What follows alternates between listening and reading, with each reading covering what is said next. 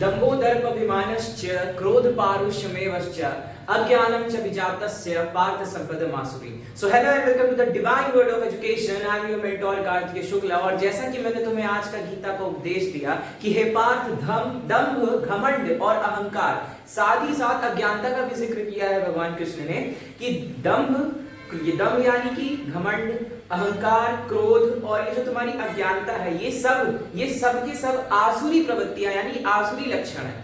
ठीक है, आसुरी लक्षण यानी कि डेमोनिक नेचर। तो कहने का मतलब ये है कि इसका त्याग करते हुए आपको क्या करना है, अब आगे अपने आने वाले युद्ध की तैयारी करनी है। अगर आप जैसे मान लीजिए बोर्ड एग्जाम के बहुत नजदीक खड़े हैं, 2 महीने बाद बोर्ड एग्जाम की सारा माहौल शुरू होने जा रहा है। एक फेस्टिवल होता है बोर्ड एग्जाम 10th और 12th के लिए। अगर आप उसके नजदीक खड़े हो चुके हैं, आकर के आपके पास आपके शस्त्र क्या है, आपकी पढ़ाई, तो उसका अहंकार करना आपको शोभा नहीं देगा, वो एक आसुरी प्रवृत्ति है। ठीक है, और अज्ञानता, अब आप इस लेवल पे नहीं खड़े हैं कि आप छोटी छोटी चीजों में अज्ञानता प्रकट करें। ठीक है, तो कहने का मतलब ये है कि अपने अहंकार को रखो साइड में और चलो फिर से एक बार रिवीजन जरूरी है, रिवीजन करना जरूरी है। और अभी जानते हो ये चैप्टर हम पढ़ने जा रहे हैं, नया चैप्टर लिखा है बायोडायवर्सिटी एंड कंजर्वेशन, इसको पढ़ते हैं आज। और जैसे ये बता दें ये चैप्टर आज मैं इस वीडियो में कंप्लीट कर दूंगा और फिर केवल और केवल 3 चैप्टर बचे रह जाएंगे, फिर हम करेंगे रिवीजन अच्छे से। ठीक है, रिवीजन बहुत जरूरी है। तो चलिए स्टार्ट करते हैं बायोडायवर्सिटी एंड इट्स कंजर्वेशन। जब भी बात मैंने तुमसे कही है कि बायोडायवर्सिटी वर्ड आया है और जहां जहां भी बायो वर्ड आता है तो बायो का बेसिक मतलब ही क्या होता है, लाइफ होता है बेटा। क्या होता है, लाइफ। बायोटेक्नोलॉजी, बायोडायवर्सिटी, बायोलॉजिकल, ठीक है, तो ये सारी चीजें जो है वो तुम्हारे क्या है, लाइफ को डिनोट कर रहे हैं। और बेसिकली जो तुम्हारी बायोलॉजी है वो पूरी स्टडी ऑफ लाइफ होती है। बात जब की है बायो की तो बायोडायवर्सिटी की, तो बायो मतलब तो हो गया भाई साहब लाइफ। फिर जब बात कर रहे हैं डाइवर्सिटी की तो देखते हो कितनी सारी मतलब वैरायटी की बात कर सकते हैं। किसकी बात कर सकते हैं, वैरायटी की। डाइवर्स नेचर, तुमने सुना होगा बहुत ही ज्यादा डाइवर्स नेचर है। ठीक है, तो कहने का मतलब ये है कि यहाँ पे हम बात कर रहे हैं विभिन्नता की। किसकी बात कर रहे हैं, विभिन्नता की। विभिन्नता इन द सेंस वैरायटी। कभी भी शॉपिंग करने जाते हो तो क्या एक ही बार में जो चीज पसंद आ जाती है उसको भी देख लेते हो, उसको ही ओके करके खरीद के चले आते हो? ऐसी बात तो है नहीं, वो भी तुमको दुकानदार भी 10 वैरायटी की चीज से दिखाता है। ठीक है, तब तुमको जो वैरायटी पसंद होती है तुम उसे खरीदते हो। तो चलिए जैसे बात करिए हमने विभिन्नता यानी कि वैरायटी। और जब बात कंजर्वेशन की आएगी तो कंजर्वेशन का सीधे मतलब होता है प्रोटेक्शन। क्या होता है, प्रोटेक्शन। मतलब उसको हम किस तरह से, किन समावेशों से, किन चीजों से प्रोटेक्ट कर रहे हैं और कैसे कर रहे हैं। ठीक है, इसमें 3 चीजें हम पढ़ेंगे।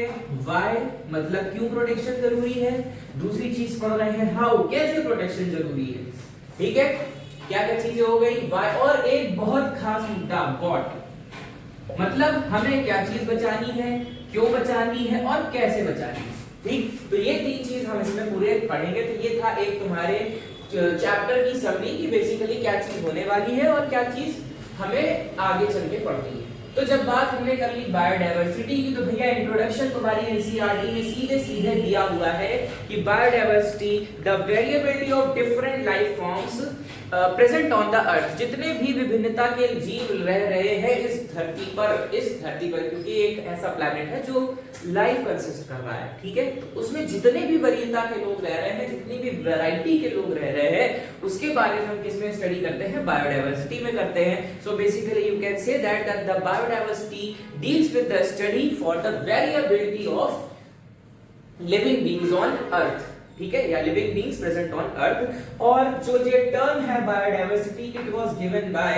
Edward Wilson. It is mentioned in your NCERT. Edward Wilson किसने दिया था, एडवर्ड विल्सन ने दिया था। आई बात समझ में। बात करते हैं इस टॉपिक की, इस वर्ड की, दैट इज योर बायोडायवर्सिटी। सो अब एक चीज ये सोचो, एग्जाम्पल ले लेते हैं जीन्स का ही। ठीक है, आप गए मार्केट में गए, आपने दुकानदार से कहा कि भैया मुझे जीन्स दिखाइए। ठीक, तो अब जैसे आजकल कितनी सारी जीन्स है, कुछ बहुत ही जो स्लिम फिट जीन्स होती हैं, कुछ बैगी जीन्स होती हैं। तो कहने का मतलब है आपने क्या बोला कि मुझे जीन्स देखनी है। ठीक, जीन्स क्या है, मतलब लोअर वियर है, ठीक है, मतलब जिसको हम पैर में पहन सकते हैं। तो जीन्स के साथ साथ और कौन कौन सी चीजें पैर में पहनी जाती हैं? लोअर पहनी जाती है, कैपरी पहनी जाती है, पैंट पहनी जाती है, ट्राउजर पहनी जाती है। तो ये कैसी बात आ गई, हमने केवल नीचे पहनने वाली चीजों की बात कर ली, 4-5 चीजें हमको नीचे पहनने वाली चीजों मिल गई। फिर अब समझ लो, आपने सोच लिया कि मुझे जीन्स ही लेनी, मुझे ट्राउजर नहीं लेनी, मुझे पैंट नहीं लेनी, मुझे लोअर नहीं लेनी, ठीक है, आपको चाहिए जीन्स। तो आप गए उसके पास, अब उसने आपसे कहा कि आप कौन सी जीन्स देखना चाहेंगे, स्लिम फिट जीन्स देखेंगे कि बैगी जीन्स देखेंगे, या और जो जितनी भी वैरायटी आती है जीन्स की। तो आपने क्या किया, नहीं मुझे भाई बैगी जीन्स चाहिए, ठीक है, बैगी जीन्स जो नहीं नीचे से पैर से खुली होती है, तो वो जीन्स चाहिए। फिर अब आपने क्या किया, भैया इसमें हमको दूसरा कलर दिखाओ, ठीक है, ब्लैक है, ब्लू है, ऑरेंज है, रेड है, व्हाइट है, एनी टाइप ऑफ कलर। तो अब आप खुद देखिए कि आपके पास कितनी सारी चीजें आ गई। ठीक उसी तरह से जो तुम्हारी बायोडायवर्सिटी है, इसको भी हम 3 लेवल्स में डिवाइड करते हैं। किस लेवल में डिवाइड करते हैं? 3 लेवल्स में डिवाइड करते हैं। तो पहला लेवल हम पढ़ते हैं जेनेटिक डायवर्सिटी, ठीक है, क्या पढ़ते हैं? Genetic diversity. और फिर दूसरा लेवल पढ़ेंगे हम स्पीशीज डायवर्सिटी, ठीक है, क्या पढ़ेंगे? Species diversity. और last but not the least हम पढ़ने वाले हैं इकोसिस्टम डायवर्सिटी, ठीक है। क्या होता है इकोसिस्टम? हमारा इसके बाद वाला चैप्टर वही है, हम उसको ढंग से पढ़ेंगे। एजी ट्रांसलेट ने दिया था, उसको भी बारे में भी हम पढ़ेंगे। तो बेसिकली ये 3 लेवल्स हो गए हमारी बायोडायवर्सिटी के, genetics, species and the ecosystem diversity. अच्छा, अब सबसे पहले आते हैं जेनेटिक डायवर्सिटी पे। क्या होगा जेनेटिक डायवर्सिटी? जेनेटिक, अभी थोड़े समय पहले हमने जेनेटिक चैप्टर कंप्लीट किया है, और जेनेटिक में हमने किसके बारे में पढ़ा था? जीन्स के बारे में पढ़ा था। ये वो वाली जीन्स नहीं है जो तुम पहन के घूमते हो, ये वाले जीन्स है जिसकी मदद से हमारा जो है जीन्स मिलकर के क्या बनाते हैं? जीन्स किस में अटैच होते हैं? 10 बार बता चुका हूं, डीएनए में अटैच होते हैं, ठीक है। तो कहने का मतलब ये है, ये जो जीन वर्ड है, इसमें जितनी भी वरीयता हम जीन्स के लेवल पे देख सकते हैं, वो सारी चीजें हम किस में कंसीडर करते हैं? जेनेटिक में करते हैं। फिर आ जाते हैं स्पीशीज तुम सब जानते हो स्पीशीज क्या होती है, ठीक है। स्पीशीज क्या होती है? एक चीज और हम अभी बताएंगे तुमको, ब्रीड और स्पीशीज में अंतर होता है, ठीक है, ब्रीड और स्पीशीज में अंतर होता है, वो भी हम समझते हैं। और फिर इकोसिस्टम, यानी कि हम इसमें किसकी बात कर रहे हैं? रहन सहन की बात कर रहे हैं, इन्वायरमेंट की बात कर रहे हैं, ठीक है। किसकी बात कर रहे हैं? इन्वायरमेंट की बात कर रहे हैं। चलिए, अब सबसे पहले हमको कर रहे हैं जेनेटिक डायवर्सिटी, यानी कि जो जीन्स के लेवल पे जो भी वरीयता देखने को मिलती है, the variability that we can consider as a genetic level और at the level of genes, तो उसको हम क्या कह रहे हैं? जेनेटिक डायवर्सिटी कह रहे हैं। इसका एग्जांपल आपकी एनसीईआरटी में भी मेंशन है, that is 50,000 genetically different rice. कितने राइस हैं? 50,000 से ज्यादा जेनेटिकली डिफरेंट राइस हैं, ठीक है। बायोटेक्नोलॉजी चैप्टर में हमने गोल्डन राइस, ब्राउन राइस, ये सब चीजें पढ़ी हैं, तो उनके जीन्स के साथ हेराफेरी करके उनको बनाया गया है, ठीक। तो यानी कि वो क्या हो रहा है, जो जेनेटिक लेवल पे हमको डायवर्सिफिकेशन देखने को मिल रहा है, वो क्या है? एक तो फर्स्ट एग्जांपल हो गया 50,000 जेनेटिकली स्पीशीज राइस है जैसे, ठीक है। फिर एक एग्जांपल और आ सकता है, आप लोगों को बहुत पसंदीदा फलों का राजा बोला जाता है, क्या है? मैंगो। मैंगो की जो वैरायटीज हैं वो कितनी है? 1000 से ज्यादा, 1000 से ज्यादा मैंगो की वैरायटी है, ठीक है। 1000 से ज्यादा मैंगो की वैरायटी देखने को मिलती है। और एक प्लांट है, ठीक है, प्लांट का नाम है रोवोल्फिया सर्पेंटिना। क्या नाम है? रोवोल्फिया सर्पेंटिना जो है वो भी क्या करता है? केमिकली वो क्या करता है? वेराई करता है, ठीक। तो ये तो तुम्हारे जेनेटिक की बात हो गई। फिर अब बात करते हैं स्पीशीज की। बताया हमने कि स्पीशीज लेवल पे जो भी डाइवर्सिफिकेशन हो रहा है वो क्या चीज हो रही है, उसको किस में कंसीडर किया जाता है? स्पीशीज डाइवर्सिटी में किया जाता है। एक चीज इसमें एग्जांपल बता दे, जैसे Western Ghats have greater amphibian species diversity than the Eastern Ghat, यानी कि एम्फीबियंस की बात करी जा रही है इसमें। एम्फीबियंस क्या होते हैं? What do you know about amphibians? Obviously amphibians वो होते हैं जो लैंड और वाटर दोनों में एग्जिस्टेंस शो करेंगे। किसमें? लैंड एंड वाटर, दोनों में एग्जिस्टेंस शो करते हैं। अब समझना, जब भी बात एम्फीबियन की करी जा रही है तो एम्फीबियन से तुमको कौन कौन सी चीजें याद आ रही हैं? बायोलॉजी के क्लासिफिकेशन क्लास 11 के चैप्टर में पढ़ोगे एम्फीबियन, सॉरी एनिमल किंगडम में पढ़ोगे एम्फीबियंस, ठीक है। एम्फीबियंस क्या होते हैं? जो लैंड और वाटर दोनों में अपनी एग्जिस्टेंस शो करते हैं। अगर आपसे पूछा जाए कुछ एनिमल्स के नाम बताओ जो एम्फीबियंस होंगे, तो बहुत ही बढ़िया एक बेस्ट एग्जांपल है आपके पास क्या? Frog. Frog is an amphibian, ठीक है। फ्रॉग का साइंटिफिक नेम, बायोलॉजी के स्टूडेंट हो तो साइंटिफिक नेम जरूर याद रखना। फ्रॉग का साइंटिफिक नेम होता है राना टिग्रीना, ठीक है, साइंटिफिक नेम है। तो जीनस कैसा है? कैपिटल। स्पीशीज का फर्स्ट लेटर कैसा है? स्मॉल। और साइंटिफिक नेम लिखने का तरीका दोनों में सेपरेट अंडरलाइन। राना टिग्रीना जो है वो फ्रॉग का साइंटिफिक नेम है। अच्छा एक चीज और बताओ, एक क्वेश्चन मैं यहीं से तुमसे पूछता हूँ कि कौन सा ऐसा प्लांट का किंगडम है जिसको एम्फीबियन ऑफ प्लांट किंगडम कहा जाता है? प्लांट का वो कौन सा फाइलम है जिसको एम्फीबियन ऑफ प्लांट किंगडम कहा जाता है? तो बेस्ट एग्जांपल या कह सकते हो एक ही फाइलम ऐसा है जिसको हम कहते हैं ब्रायोफाइट फाइलम। ब्रायोफाइट्स जो होते हैं they are considered as the amphibians of living plant kingdom. क्यों? क्योंकि बेटा वो पाए तो लैंड में जाते हैं, लेकिन उनके फर्टिलाइजेशन के लिए, उनके पॉलिनेशन के लिए क्या जरूरत है? वाटर की जरूरत पड़ती है। वो हम फिर कभी डिस्कस करेंगे, अभी हम अपने टॉपिक से नहीं हटते हैं। फिर बात जब करी जाती है इकोसिस्टम की, तो इकोसिस्टम के आप बहुत सारी चीजें पढ़ सकते हैं, जैसे लैंड इकोसिस्टम, ठीक है। कौन कौन सी चीजें आ जाएंगी इसमें? लैंड इकोसिस्टम, वाटर इकोसिस्टम, ठीक, वाटर बॉडीज लिख लो, ज्यादा सही रहेगा। वाटर बॉडीज हैं। और कौन कौन सी चीज है? जैसे मैंग्रोव्स हो गए, ठीक, मैंग्रोव्स हो गए, डेजर्ट्स, ठीक है। डेजर्ट्स में किसकी आप स्पीशीज सबसे ज्यादा देखते हैं? कैक्टस की। कैक्टस का साइंटिफिक नेम ओपुन्शिया। ओके। ओपुन्शिया एक कैसा प्लांट है? जीरोफिटिक प्लांट है। Xerophytic plant in the sense मतलब इनको इतनी ज्यादा वाटर की नीड नहीं होती है। तो ये कैसा प्लांट हो गया? जीरोफिटिक प्लांट हो गया। आगे बात समझ में? फिर अब आगे बढ़ते हैं हमारे, ये तो हमने बात कर ली कि जो एक बायोडायवर्सिटी, अगर आपको स्क्रीनशॉट लेना हो तो आप ले लीजिएगा, कि ये तो हमने बात कर ली कि कौन कौन से लेवल होते हैं हमारे पास बायोडायवर्सिटी के।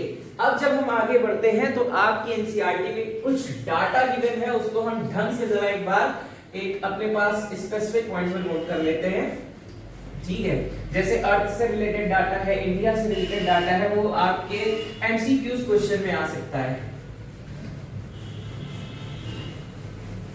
चलिए देख लेते हैं एक बार उसको भी जल्दी से।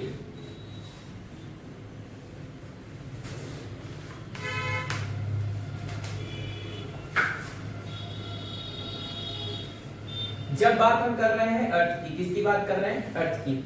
तो अर्थ में अकॉर्डिंग टू IUCN, ठीक है, सबसे पहले ये भी समझ लेते हैं, एक नया वर्ड है आपके लिए कि व्हाट इज IUCN। IUCN, ठीक है, इसको भी समझ लेते क्या है।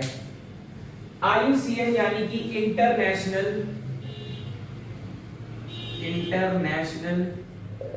यूनियन फॉर, सी से आएगा conservation, international union for conservation of nature. IUCN का पहले नाम था IUPN, that is P for protection, but अब इसको चेंज कर दिया गया है और कर दिया गया है क्या कर दिया गया है? कंजर्वेशन कर दिया गया है, ठीक है। तो यानी कि international union for conservation of nature के अकॉर्डिंग कुछ डाटा जो अर्थ के लिए लिया गया है वो ये है कि इट इज, इसमें क्या चीज होने वाली है कि यहाँ पे 7 मिलियन से ज्यादा स्पीशीज प्रेजेंट है। कितनी है? 7 मिलियन से ज्यादा स्पीशीज प्रेजेंट है, मोर देन 7 मिलियन। और ये किस साइंटिस्ट ने बताया है? उस साइंटिस्ट का नाम अगर आए तो आप देख सकते हैं रॉबर्ट मे। किसने बताया है? रॉबर्ट मे ने बताया है कि यहाँ पर 7 मिलियन से ज्यादा स्पीशीज प्रेजेंट हैं। कहां पे? अर्थ पे, ठीक है। कहां पे प्रेजेंट है? अर्थ पे। फिर आप जब अपना एनसीईआरटी का पेज ओपन करेंगे तो उसमें मेंशन है आपके पास 3-4 पाई ग्राफ्स, ठीक है, पाई डायग्राम्स प्रेजेंट है। उसमें आप देखेंगे कि इनवर्टिब्रेट्स के लिए कितना दिया गया है, ठीक है, और फिर वर्टिब्रेट्स के लिए दिया गया है और प्लांट्स के लिए दिया गया है। इनवर्टिब्रेट्स और वर्टिब्रेट्स क्या होते हैं?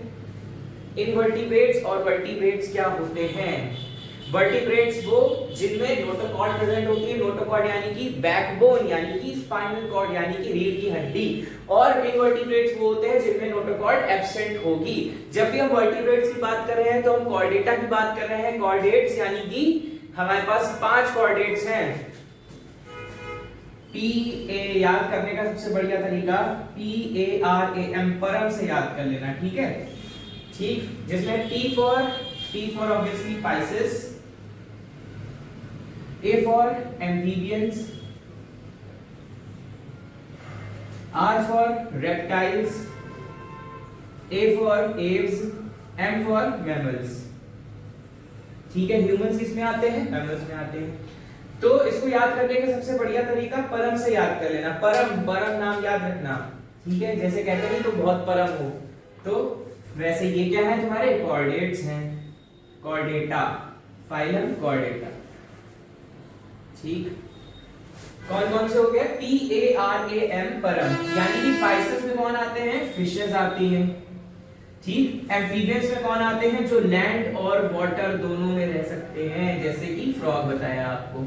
फिर रेप्टाइल्स में कौन आते हैं? जो रेंगते हैं, ठीक है, क्रॉलिंग वाले हैं। ठीक, फॉर एग्जाम्पल, एक एग्जाम्पल याद कर लो, स्नेक। स्नेक का साइंटिफिक नेम नाजा नाजा। ठीक, फिर एव्स, ऑब्वियसली बर्ड्स की बात हो रही है। एव्स में एक क्वेश्चन जैसे ये भी होता है आपके इंग्लिश में, वन वर्ड सब्स्टिट्यूशन में आता है कि जहां पे बर्ड्स को केप्ट किया जाता है, place where birds are kept, उसको क्या बोलते हैं? एवरी बोलते हैं। क्या बोलते हैं? एवरी बोलते हैं। तो उसी से आया है वर्ड एव्स, सॉरी, ठीक है, एवरी बोलते हैं।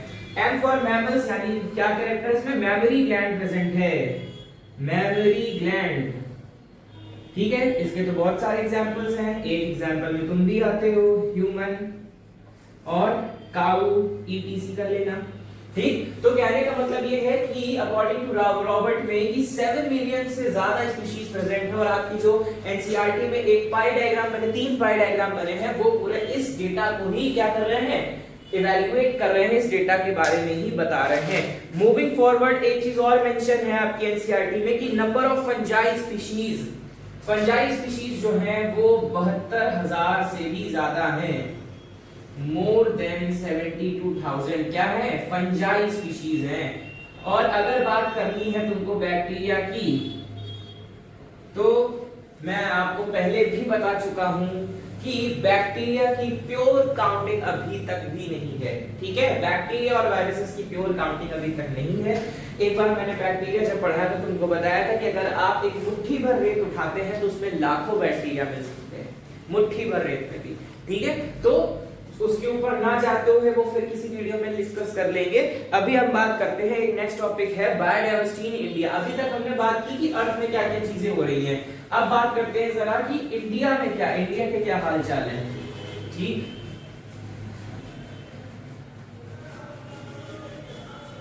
एनसीईआरटी में एक लाइन मेंशन है कि इंडिया हैज मच बायोडायवर्सिटी, मतलब इंडिया के पास इतनी ज्यादा बायोडायवर्सिटी प्रेजेंट है कि कोई उसका जवाब नहीं। बहुत सी कंट्रीज इंडिया ने पीछे छोड़ रखी है। ठीक है, तो जब बात करते हैं इंडिया के बारे में तो सबसे पहले तो आप सब जानते हैं, जैसे मान लीजिए यहाँ पे लोगों की संख्या भी इतनी ज्यादा है, भाई मोस्ट पॉपुलेटेड कंट्री है इंडिया, तो कुछ ना कुछ तो फायदा भी होगा इस चीज का। 140 करोड़ से ज्यादा संख्या हमारे पास है और अभी तक हमने चाइना को पीछे छोड़ दिया है पॉपुलेशन के मामले में। ठीक है, तो इंडिया की बात जब कर रहे हैं तो इंडिया के पास क्या क्या वैरायटी है। इंडिया तो सबसे पहले it is divided into 10 biogeographical region. कितने बायोजियोग्राफिकल रीजन में प्रेजेंट है, बटा हुआ है? 10 बायोजियोग्राफिकल रीजन्स।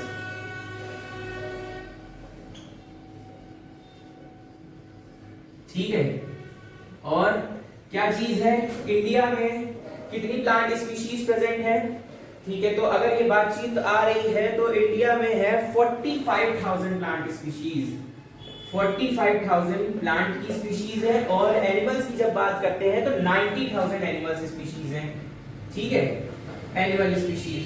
लेकिन रॉबर्ट मे साहब का थोड़ा सा दूसरा कहना था। मैंने बताया है कि 1 लाख प्लांट स्पीशीज हैं और करीब करीब 3 लाख तक एनिमल स्पीशीज पाए जाने की संभावना है अकॉर्डिंग टू मे। ठीक है, मे कौन भाई? अपने रॉबर्ट भाई साहब। रॉबर्ट मे ने क्या बताया है कि 1 लाख प्लांट स्पीशीज हैं और 3 लाख कौन सी स्पीशीज है?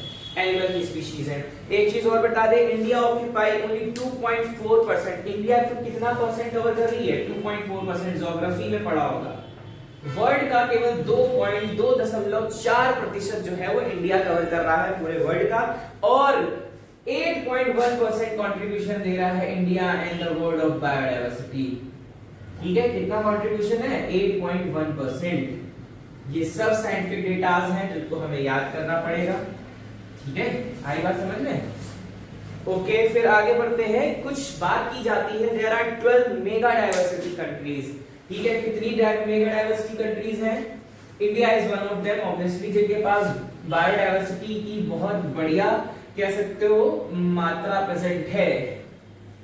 चलिए, उसके भी नाम एक बार हम लोग देख लेते हैं, कौन कौन से मेगा डाइवर्सिटी सेंटर्स हैं। क्वेश्चन आ सकता है मेगा डाइवर्सिटी सेंटर। चलिए बात करते हैं। सबसे पहले जितनी भी मेगा डाइवर्सिटी कंट्रीज हैं उनके नाम लिखेंगे हम लोग। ब्राजील नंबर 1 पे आता है। कौन सा इस कंट्री? ब्राजील। फिर कोलंबिया, इक्वेडर, कोलंबिया, फिर आता है इक्वेडर, फिर आएगा हमारे पास कौन सा? पेरू। फिर इक्वेडर, पेरू, फिर आता है हमारे पास मैक्सिको, जायरे। मैक्सिको 6 नंबर पे आता है जायरे। ठीक, फिर 7 नंबर पे आएगा हमारे पास मेडागास्कर। मेडागास्कर हो गया। फिर 8 नंबर पे आएगा ऑस्ट्रेलिया। कौन आएगा? ऑस्ट्रेलिया। देन 9 नंबर पे आता है इंडिया। 10 नंबर पे आएगा क्या? चाइना। ठीक है, 11 नंबर पे क्या आने वाला है? Indonesia. And then last but not the least that is Malaysia. ठीक है, तो क्वेश्चन ये आ सकता है कि among which of the following India जो है कौन से नंबर पे आता है मेगा डाइवर्सिटी में? एमसीक्यूज में आएगा तो आप क्या टिक करेंगे? 9th नंबर पे इंडिया आता है। ठीक है, फर्स्ट नंबर अभी भी किसके पास है? ब्राजील। बेटा ब्राजील के बारे में बता दो, जो ब्राजील कंट्री है उसके पास इतनी वैरायटी मिलती है स्पीशीज की, चाहे वो प्लांट की हो चाहे वो एनिमल की हो। ठीक, इसलिए उसको किसमें रखा गया है? नंबर 1 मेगा डाइवर्सिटी कंट्री में रखा गया है। किसमें रखा गया है? नंबर 1। और ये किसने दी है mega diversity centres? Obviously IUCN ने दिया है। फिर कुछ बात करते हैं पैटर्न ऑफ बायोडाइवर्सिटी की। अब एक चीज और तुमको बता दे, पैटर्न किस हिसाब से बनते हैं? पैटर्न्स किस हिसाब से बनते हैं? उसके लिए हम बनाते हैं हमारे पास एक तो बढ़िया सी अर्थ। ठीक है, ये है हमारी क्या? अर्थ। अर्थ में बेसिकली क्या चीज होगी? ये क्या है हमारे पास? ये कौन सी लाइन है हमारे पास? इक्वेटर है। ये क्या है? इक्वेटर है।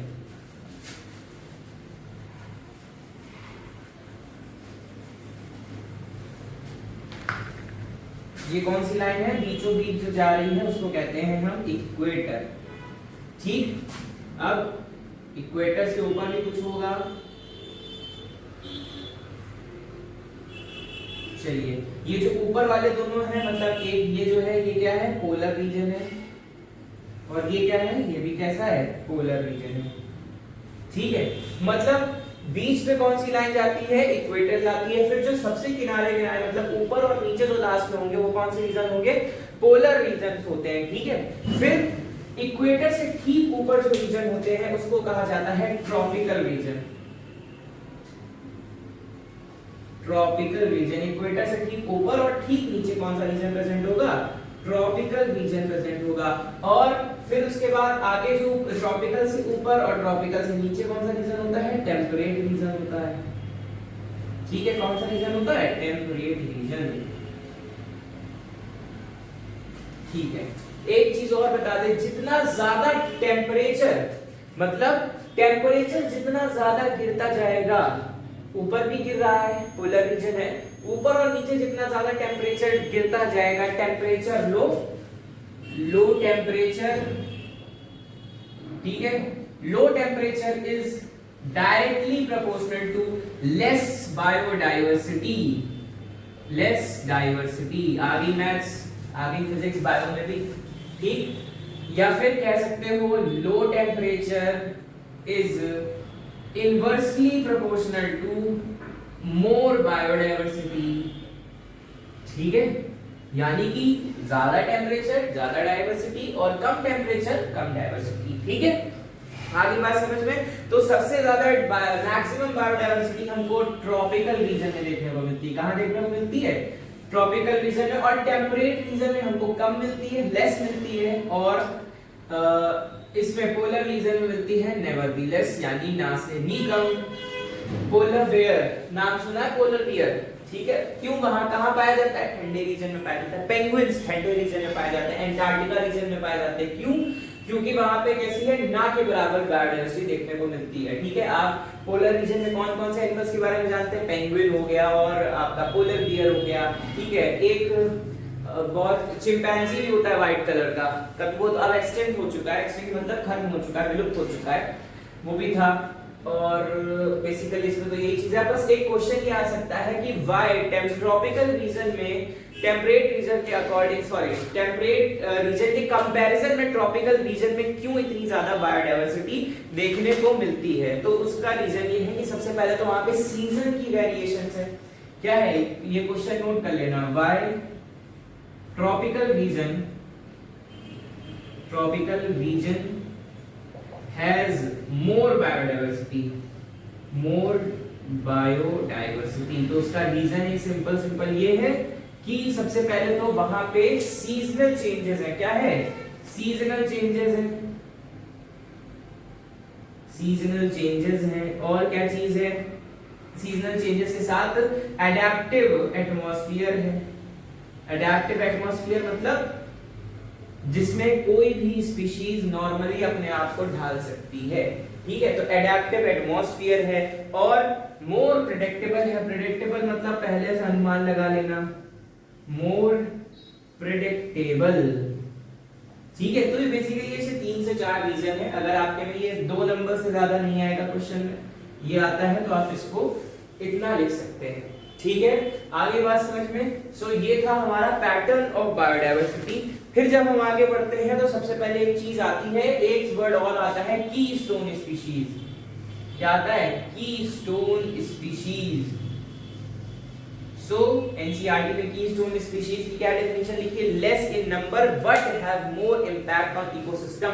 मतलब ऐसी स्पीशीज जिनका हमारे पास अभी नंबर कम है, मतलब कि हमारे पास उनका एग्जिस्टेंस कम है, ठीक है, जो विलुप्त होने की कगार पे है, लेकिन हमारे एनवायरनमेंट के लिए, हमारे इकोसिस्टम के लिए वो बहुत जरूरत है, उनकी हमको बहुत आवश्यकता है। तो ये हो गई बात की स्टोन स्पीशीज की। फिर जब बात करते हैं, एक नेक्स्ट टॉपिक जो है आपकी एनसीईआरटी में दिया हुआ है, उसका नाम है लॉस ऑफ बायोडाइवर्सिटी। क्या नाम है? Loss of biodiversity.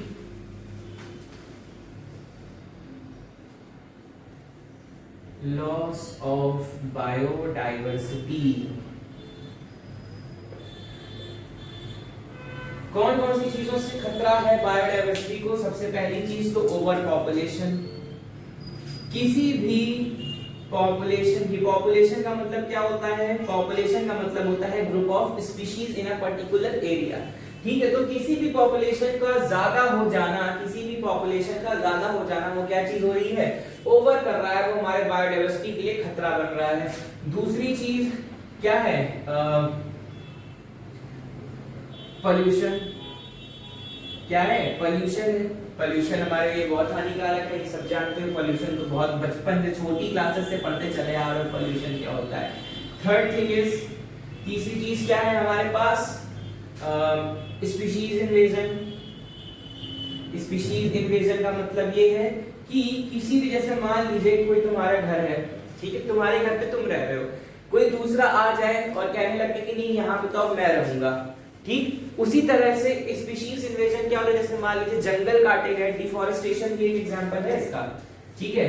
डिफॉरेस्टेशन हुआ तो आपने क्या किया, आपने वाइल्ड लाइफ में इंटरफेयर कर दिया कि अब आप वहां पर रहना शुरू कर रहे हैं, तो यानी कि ह्यूमन स्पीशीज ने क्या किया, इन्वेड कर दिया दूसरी स्पीशीज को, ठीक है। डिफॉरेस्टेशन हो गया। और कौन कौन सी चीजें आ सकती हैं, कोएग्जिस्टेंस, क्या आ सकता है, कोएग्जिस्टेंस, कोएग्जिस्टेंस, यानी इसका मतलब ये है, सपोज दैट आप किसी पे निर्भर कर रहे हैं खाने पीने के लिए, अपनी लाइफ के लिए, अब वही चीज हम हटा दें तो आपके वजूद भी डगमगाना शुरू हो जाएगा, आपका वजूद भी डगमगाना शुरू हो जाएगा, ठीक। उसी तरह से जैसे मान लीजिए कोई प्लांट, आपने डिफॉरेस्टेशन कर दिया, प्लांट्स आपने हटा दिए, तो उनके बेसिस पे, उनके ऊपर जो डिपेंड कर रहे थे लिविंग बीइंग्स, वो उनका भी क्या हुआ, उनका भी एग्जिस्टेंस खतरे में आ गया, ठीक है। तो ये थे कुछ हमारे लॉस ऑफ बायोडायवर्सिटी। फिर जो नेक्स्ट टॉपिक है, अब वो पढ़ना है हमको कंजर्वेशन का। कंजर्वेशन हम कैसे कर सकते हैं, उससे पहले, उसको जानने से पहले हम एक वर्ड आपको बता दें, एंडेमिज्म किसको कहते हैं, और हॉटस्पॉट्स के बारे में चर्चा करेंगे और एंडेमिज्म के बारे में चर्चा करेंगे, ठीक है। एंडेमिज्म या फिर एक वर्ड आता है endemic species. Endemic species, endemic species वो होती हैं जिनकी जान को खतरा है, that are way to extinction, they are way to extinction, they are way to extinction, ठीक है। मतलब वो क्या है, एक्सटिंक्शन की कगार पे खड़ी है, उनको हम क्या कहते हैं, एंडेमिक स्पीशीज कहते हैं, ठीक है। एक यही पे वर्ड आता है, क्वेश्चन क्या आ सकता है, रेड डाटा बुक। मैं तुमको ये इंपॉर्टेंट क्वेश्चंस बता रहा हूं कौन कौन से हैं, ठीक है। Red data book, red data book है बेसिकली, इसमें जितने भी स्पीशीज हैं उनके बारे में लिखा हुआ है कि, यानी कि किसने दी थी, सबसे पहले तो ये क्वेश्चन आएगा, IUCN ने दी थी, international union for conservation of nature. इसमें जो है, इसमें किसके बारे में बात की गई है, थ्रेटेंड स्पीशीज, यानी कि वो स्पीशीज जिनको एक्सटिंक्शन का खतरा है, ठीक है, वो क्या करेंगे, उनके बारे में मेंशन है। और critically endangered species, critically endangered species जो केवल मात्रा कितनी बची है, 100 से अंदर, उनको किसमें रखा गया है, क्रिटिकली इंडेंजर्ड स्पीशीज में रखा गया है। फिर एक इसमें आते हैं वल्नरेबल स्पीशीज, वल्नरेबल स्पीशीज जो अभी तो ठीक है लेकिन फ्यूचर में एक्सटिंक्ट होने की कगार पे आ सकते हैं, ठीक। तो ये सारी चीजें आ गई हैं जिसके बारे में हम किसमें मेंशन है, रेड डाटा बुक में मेंशन है। और इसमें कई सारे पेजेस भी हैं, जैसे रेड पेज है, रेड पेज में आपको ये क्रिटिकल, रेड किस लिए होता है, रेड ऑब्वियसली किसके लिए होगा, डेंजर के लिए होगा, ठीक है। इसलिए IUCN ने रेड डाटा बुक दिया था। 2 से 3 नंबर का क्वेश्चन आपके पास ये भी आ सकता है, क्या आएगा, what explain red data book या write short note on red data book, ठीक। ये हो गया हमारा लॉस ऑफ बायोडायवर्सिटी। अब हम बढ़ते हैं, जरा एक और टॉपिक पढ़ लेते हैं, कंजर्वेशन, कैसे हम बचा सकते हैं अपनी इस पूरी बायोडायवर्सिटी को। और फिर ये चैप्टर को हम क्या करते हैं, दी एंड करते हैं।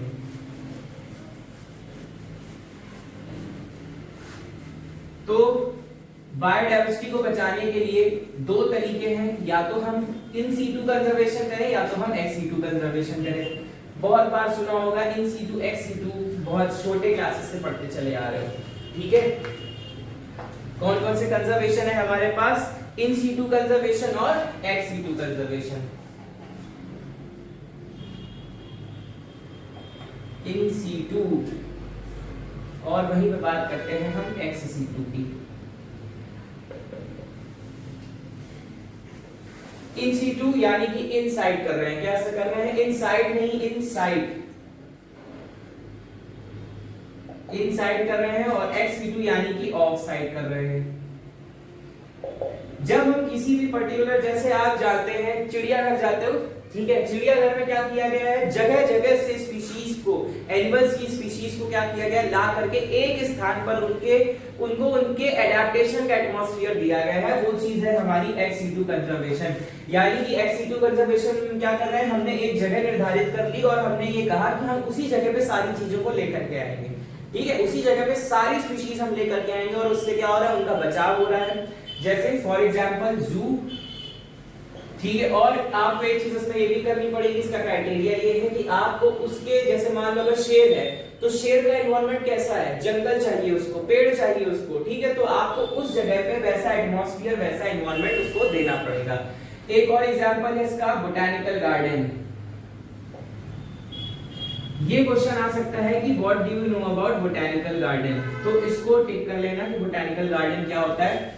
बोटैनिकल गार्डन बेसिकली वो गार्डन होता है, गार्डन आ रहा है यानी ऑब्वियसली प्लांट के बारे में बात की जाएगी, ठीक है। किसके बारे में बात की जा रही है, जहां पे हम प्लांट की स्पीशीज को क्या कर रहे हैं, कंजर्व कर रहे हैं, प्लांट की स्पीशीज को हम प्रोटेक्ट कर रहे हैं। क्वेश्चन आ सकता है what are the importance of botanical garden, तो इंपॉर्टेंस कौन कौन सी होंगी कि यहाँ पर हम साइंटिफिक रिसर्च कर सकते हैं, क्या कर सकते हैं, साइंटिफिक रिसर्च कर सकते हैं।